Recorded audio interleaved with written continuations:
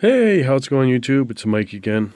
I just want to do a how-to video on how to clean up excess metal off your Hot Wheels car before actually painting it or doing whatever you want with it.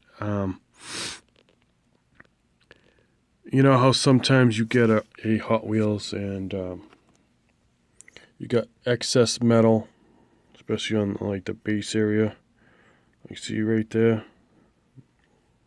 metal, like a little lump of metal right in here. Well, what I do is I already started on this 1970 Plymouth Cuda. I started shaving down the inside of wheel wells right in here. Those were horrible. When I tell you horrible, you can even see some of the metal still coming up a little bit.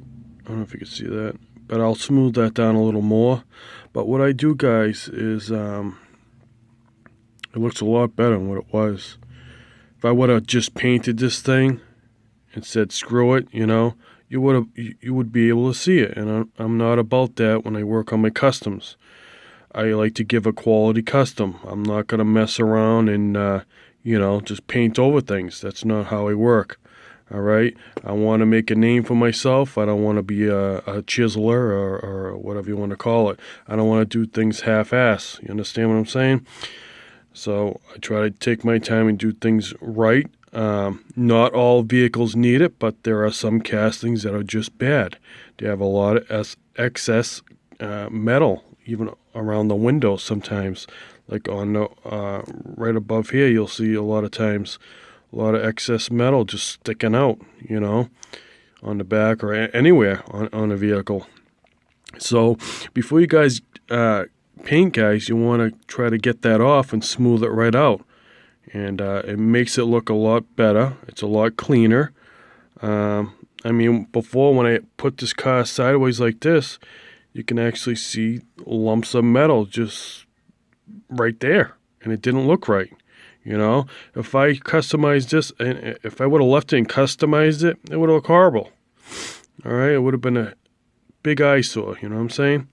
But when you do it, guys, you want to make sure you shave it flat. And I'm going to show you with this.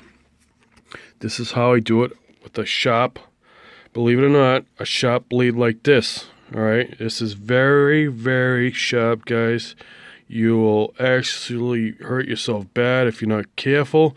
So please, kids, do not try this at all, all right?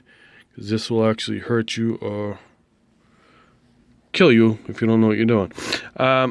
So what you do is just take it and just rub right across, the casting just like that, but with some force, not too hard, but keep rubbing it, and it's going to smooth it right out. Eventually, you're gonna see shards of metal, coming off. But you gotta do it right. Don't just rush it and see how nice and smooth it come out, just like that. All right, nice and shiny, nice and smooth. And I still gotta do a couple spots on here, but I'm just giving you an example. Like right in here, I can see there's still a little bit of a lump of metal right in here.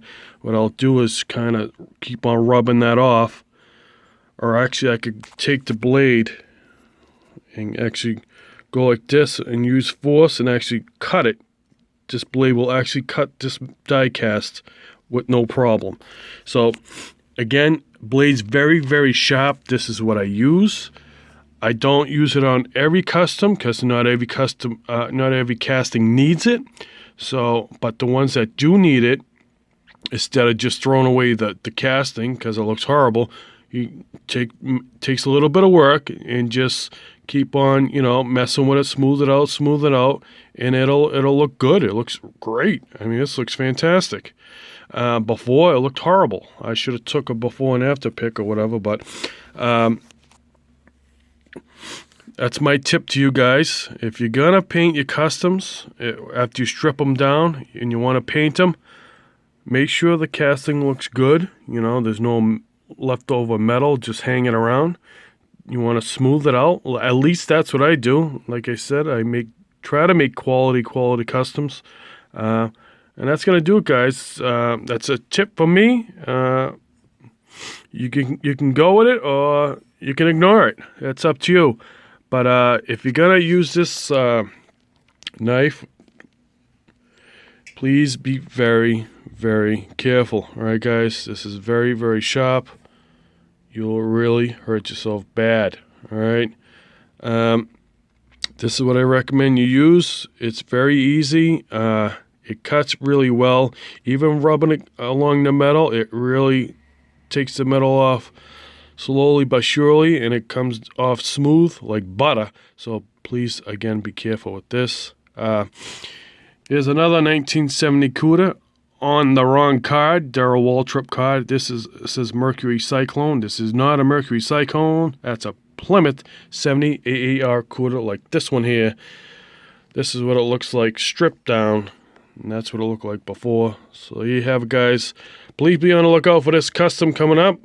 Then it'll be this one here, the 64 Chevelle SS, and plenty more to come, guys. So I hope you guys enjoyed this video.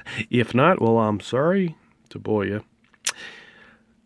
As always, guys, take care, and God bless.